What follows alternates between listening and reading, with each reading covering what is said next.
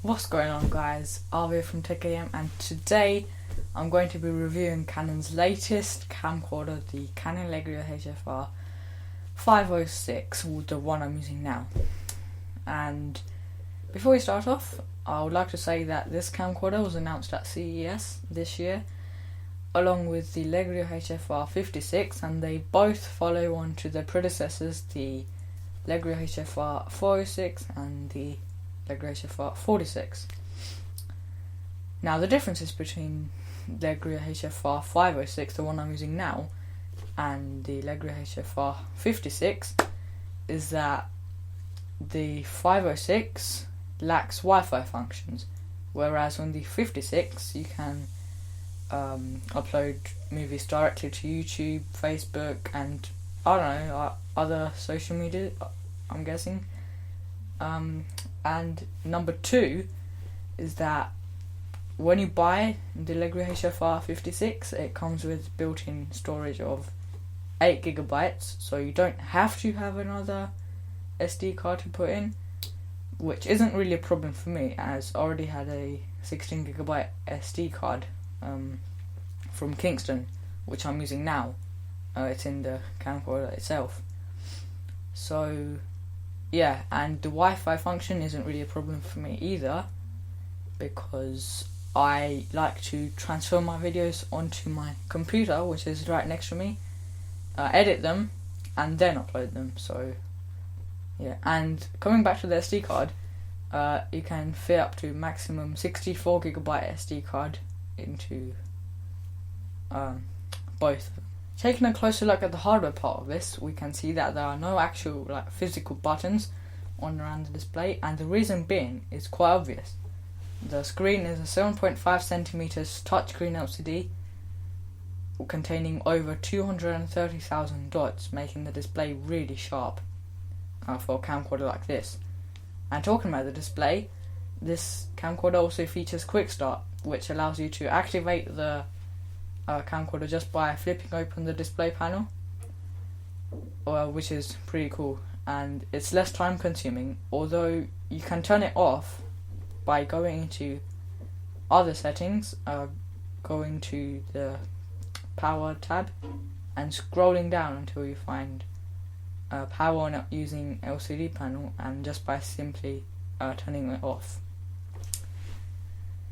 And another cool thing that is very helpful for me is the capability of the screen rotating 180 degrees, which I've done now, so I can, which makes it easier for me really while recording YouTube videos. I can see myself.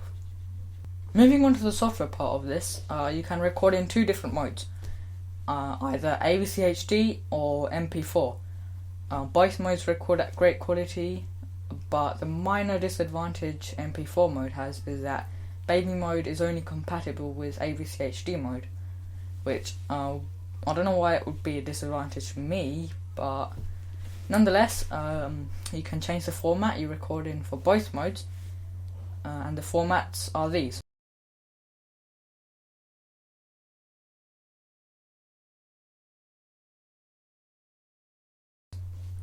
Now, the one I'll be using for my videos, and I'm using right now, is the MP4 mode, which records 50 progressive frames per second at a resolution of 1920 by 1080, and takes up space on your drive at 35 megabits per second. And according to my calculations, it will take just over an hour for this format to fill up my SD card.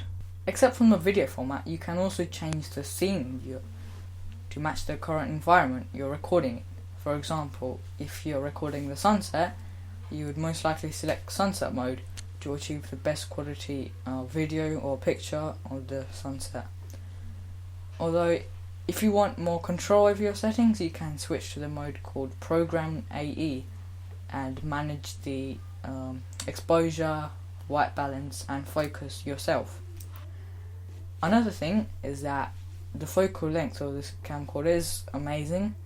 It ranges from 2.8mm right up to 89.6mm, giving it an optical zoom of 32 times, which is really great. And to test it out, I looked outside my parents' bedroom's window and I zoomed in as much as I could, and I figured that it still somehow managed to retain the great image quality even after I zoomed in as much as I could, which really impressed me, really. And leaving videos aside, this camcorder also takes really good pictures on a 4.85 inch CMOS sensor using 2.07 megapixels out of the 3.28.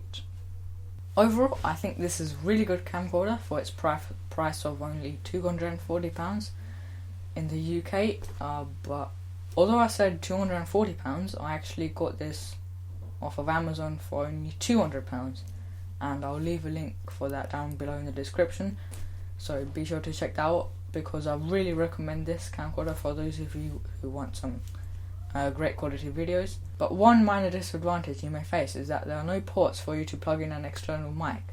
So if you do have an external mic, it has to be one which connects into your computer or any other sound capture device, so either USB, XLR. The one I've got is an Audio-Technica AT2020 connected to my computer. It's the XLR version, so I've connected to the Blue Icicle I've got right here. Well, that's it for today, guys. I hope you enjoyed this review of the Canon Legria HF R506. Be sure to leave a like. If you did, it really helps me out. Leave a comment, and I'll see you in my next one.